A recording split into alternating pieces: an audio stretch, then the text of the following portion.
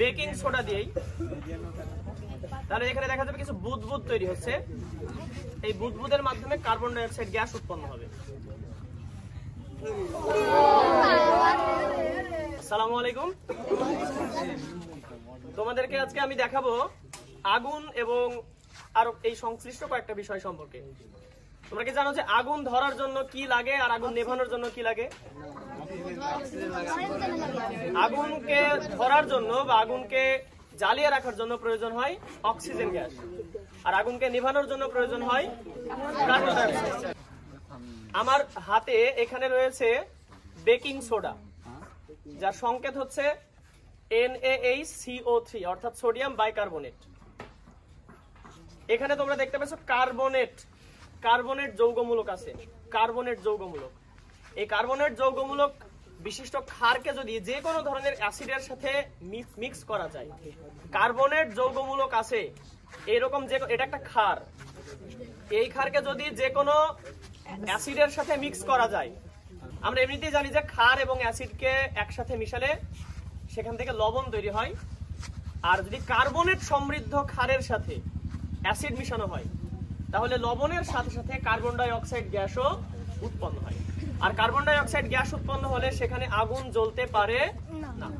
তো আমরা যদি এইটাকে আর এটাকে একসাথে মিশাই, তাহলে এখানে কখনোই আগুন কি করতে পারবে না, জ্বলতে পারবে না। আমরা এই মোমবাতিটাকে জ্বালিয়ে নিলাম। প্রথমে আমরা দেখবো যে আসলেও কার্বন ডাই অক্সাইডের পরিমাণ যদি বৃদ্ধি পায় তাহলে আগুন নিভে যায় কি না। আমরা যদি এই গ্লাস দিয়ে এই মোমবাতিটাকে ঢেকে দেই, তাহলে দেখা যাবে এর ভিতরে কার্বন ডাই অক্সাইড গ্যাস বৃদ্ধি পেতে পেতে এক সময় আগুন নিভে যাবে। কারণ যে কোনো জিনিসকে পোড়ালে কি গ্যাস উৎপন্ন হয়? কার্বন ডাই অক্সাইড গ্যাস উৎপন্ন হয়। আমি যদি এটা দিয়ে এটাকে ঢেকে দেই, গ্লাসের ভিতরে কোন গ্যাস বৃদ্ধি পাবে?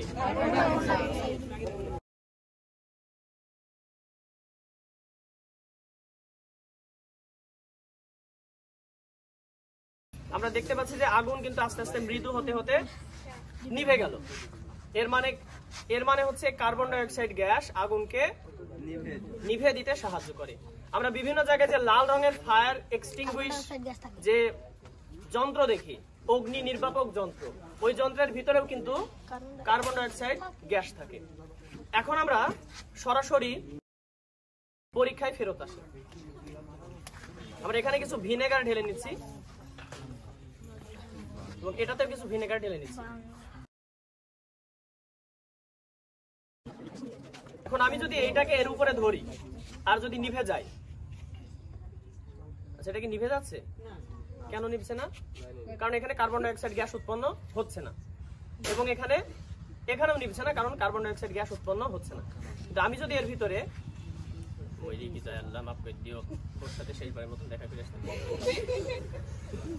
আমি যদি এখানে বেকিং সোডা দিই, তাহলে এখানে দেখা যাবে কিছু বুদবুদ তৈরি হচ্ছে। এই বুদবুদের মাধ্যমে কার্বন ডাই অক্সাইড গ্যাস উৎপন্ন হবে।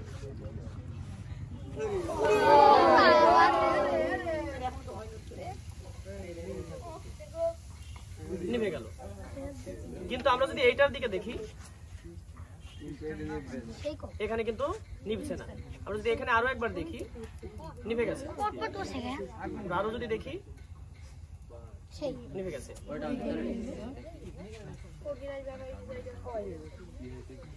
সুতরাং আমরা বুঝতে পারছি যে ভিনেগার এবং বেকিং সোডাকে একসাথে মিক্স করলে সেখানে লবণ তৈরি হবে, পাশাপাশি কার্বন ডাই অক্সাইড গ্যাস উৎপন্ন হবে এবং অবশিষ্ট নিচে পড়ে রবে কিছু। এর ভিতরে এখন পানি এবং লবণ মিশ্রিত অবস্থায় আছে এবং কার্বন ডাই অক্সাইড গ্যাসটা কি হয়ে গেছে?